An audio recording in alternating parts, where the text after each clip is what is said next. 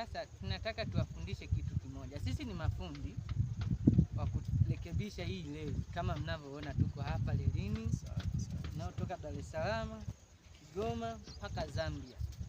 Sasa tunataka tuwaonyeshe. Waambie.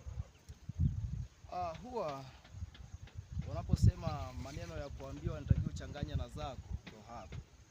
Leo tuko hapa lakini tuna mpango wa kutoka eneo hili tunataka tuelekee Tunduma, na hapa tuko Kigoma tunataka tupande treni linaloelekea Zambia, lakini sisi lengo letu sio kufika Zambia, tunataka tuishie Tunduma.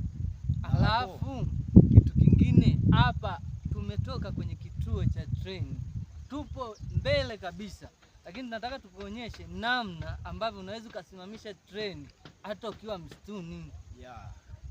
Angalia, ndio linakuja. Linakuja, safi. Linakuja. Linakuja. Sasa hapo ni